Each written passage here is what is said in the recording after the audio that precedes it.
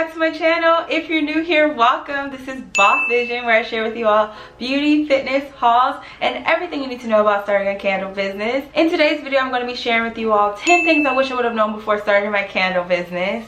I want to give you as much information as possible so that you will not make the same mistakes. And if there is any great tips I can offer, I want to give that as well. So definitely stay tuned for the video. If you like videos like this, please make sure you give it a thumbs up and definitely subscribe so you don't miss out on anything else that I post. Alright, let's just jump right into it. Okay, so the first thing that I want you all to know is that it is not a quick process. When you come into starting a candle business, don't expect that you're gonna just have it down and perfect in 3 months. It takes time, patience, effort, faith, confidence, consistency, asking questions, getting uncomfortable to actually make this work. Because when I came into it, what I really wish I knew is that it's not a quick fix. Like, I had been furloughed from my job in March, and it was August when I thought, okay, I'm just gonna go ahead and start a candle business and it's gonna be super quick. I'll launch in September. No, not the case. I launched in December, and we'll definitely get into what I wish I knew before that as well. All right, the second thing I wish I would have known is that you have to be patient with your wax. You cannot just give up on your wax after, I would say, maybe 1 month of testing. You have to give it a go, give it a good try. So I decided after thorough research to go with IGI 6006. Now in hindsight, looking back at it, that is the most complicated wax to actually work with because it's mixed with soy and paraffin. Two that give you a really great hot throw together, but that soy is a tricky beast. So I was really trying to make sure I got smooth tops. I was trying to get a hot throw. I would make candles after candles, try different methods and get nothing, no hot throw. But what I didn't know is that it takes more than 2 days to cure. Like, you have to give your candles a chance to cure if you're working with soy and paraffin. Number 3, what I really wish I would have known is to start with Etsy, not Shopify, okay? So when I came into it, I was looking at it as, oh, I want to have a beautiful website and all the great design and promo and marketing efforts are gonna be great.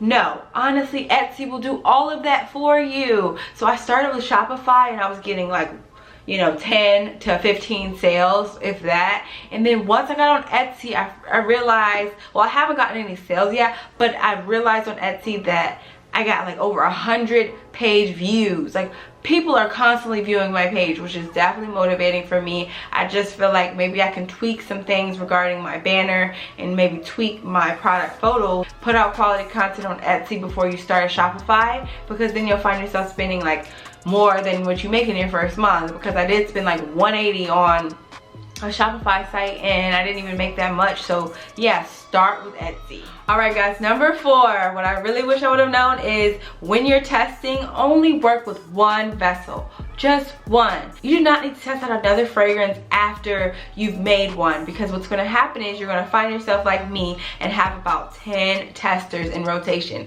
I will insert a clip right here so you can see what I'm talking about.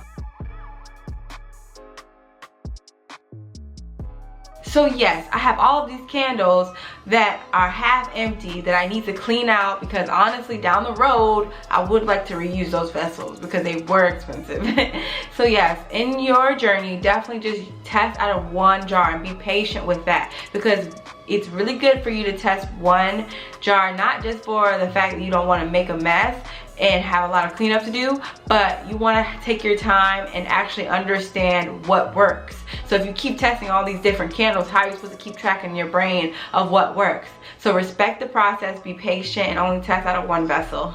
Okay, number 5, you have to take marketing serious. I would highly suggest taking a marketing course if you can afford it. Watching marketing YouTube videos, watch my Shopify video, how to drive traffic to your Shopify website. I'll put the link up here, just so that you can gain a better understanding of what it takes to drive traffic. Because when I began, I was thinking, okay, it'll be fine. People are just gonna know me from my little 1,500 people on Instagram, or the fact that on TikTok I have 10,000 followers. So I thought all 10,000 of those people are gonna buy my candles. They all commented they would. No. People will say they're gonna buy something and then they go about their lives. Their lives are busy. You have to gain that attention and keep it and maintain it strong. You can't just base your sales off of what someone said they were going to do about a few months ago. Because what happened to me is I said I was going to start a business, and then on TikTok all these people were saying, yeah, we're going to buy, we're going to buy, we're going to buy, we're going to buy, and none of them were there on my launch day. You know why? Because of marketing. So I would say definitely take a marketing course, be very in tune with what it takes to maintain an audience, build your following, and keep your following entertained, keep your following in tune with what you do. You are the new Bath and Body Works. Envision that. Always keep that in mind. Number 6, never be afraid to ask for help. I really wish I would have known that in the beginning, because I came at this as it's my business and I don't want to include anyone in it so they won't have any reason to say that I owe them. But honestly, it will definitely change your life if you ask for help. Take those courses, understand what people are saying to you, and absorb the proper information. You are not weak when you ask questions. You're actually stronger because you want to make yourself better and shape yourself to grow. In the beginning, I didn't want to ask anyone what they thought of my candles, because I was like, I know it's good, I know it's great, but you need to ask for insight and feedback. And that's why I go to Stanley Handcrafted's group Facebook, and I post my videos there sometimes just to see what people think, and I also post my candles so I can get some insight from other candle makers. So if you haven't been to Stanley Handcrafted's page, I will link it down below. You can go to his page and just check out his videos, as well as join the Facebook group. Okay, number 7, I would definitely say you should not make candles your only offering. To be honest, that was one thing I really wish I would have known in the beginning that no one really told me. But in order to have a successful business, you need to offer more than just one thing. If I come to somebody's website and I just see 3 candles, I'm like, okay, well, I don't have a lot of options, I don't want anything. But if you give people a lot of options, a lot of vibrant colors, a lot of interesting things to grasp their attention, they're more likely to pick something out of a large amount versus just 3 candles. So for me, I started just with my Zen 10s. I really started because I had began a new job in December, and my brain was like, I do not want to work here forever. So I kind of ramped up production there. I could have waited a few more months before I started, but I was like, I really want to start the business. The faster I start the business, the faster I get the heck out of this, you know, job. So I decided to start early, and I kind of regret it because I would have had more time to curate beautiful products.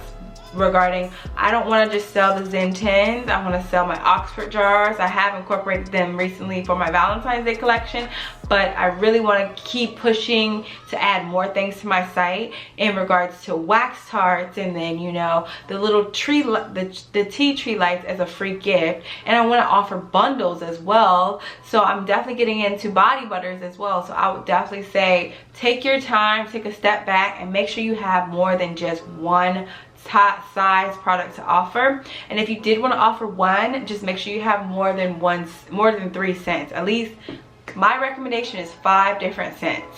That way people have a good opportunity to try either a decadent fragrance, a clean fragrance, or more of a perfumey fragrance, something of that nature. Give the best of all of these different worlds so that people aren't just looking at you like, well, I don't like that, so I'm clicking off, because that was the worst feeling ever to see. I had, I would say 300 sessions on Shopify, and I only made, what, 20 sales. So to me, that's a horrible ratio, 300 to 20. It was like, wow, that must mean that I did not offer enough fragrances that would appeal to all of my demographic. So for you, going forward, before you launch, make sure you offer more than just one type of fragrance. Like if you're going to do decadent fragrances, incorporate something fresh as well as a perfumey fragrance, because you never know who you're going to get. You don't want to miss that opportunity. Okay, number 8, you need to plan out how your next 6 months is going to look, because what I really wish I would have done in the beginning was mapped out exactly what I expected in regards to revenue each month and what steps I was going to take to get it. Instead of doing that, I mapped out my goals in regards to how I wanted to persuade people to purchase my candles, but I didn't realize that you need to have a goal in mind regarding what you think people are going to buy and how much you're going to make each month. Number 9, find boutiques, grocery stores, big stores if you can, to sell in. It saves you so much time and energy and hassle if you incorporate an in-person sale. And then that will get you that good instant word of mouth, because people are constantly coming in and out of that store. So the store is giving you way more traffic that you don't even have to pay for. And I think that it would be a really great opportunity if you can get into a store. It's super important to have an intended audience you are interested in appealing to, and to match that intended audience to the boutique you want to sell in. Because what will happen is, if you try to sell in a store where people don't really like your style of candles, you're not going to get a lot of traffic. And the last thing that I really wish I would have known is that making candles and beginning a business is extremely expensive, and it is a huge investment that you have to be prepared for, and you have to take the right financial steps towards. So I really wish I would have known about all of the great tools, the great loans that you can get to start your own business. I'll link them all down below, as well as the credit cards that you should get to start your own business. And the fact that Amazon has a free business account. I'll link it down below. It's super easy to sign up. It doesn't take more than 10 minutes, but then you'll have a business Prime account where you can purchase items for your business, and then you'll have a paper trail there right when it's tax time, which is coming up really soon. Yeah, so I really hope you all enjoyed these 10 tips. Let me know what you think in the comments down below, and if you have any other questions regarding your candles or anything else, I'd be more than happy to help. I put my email down below if you want to email me, or my Instagram. You can direct message me. I have no problem with responding as quick as possible to get you any answers to things I've already experienced. And I really hope you enjoy the rest of your day, your week, your next hour, just living your purpose and love life. Okay, bye.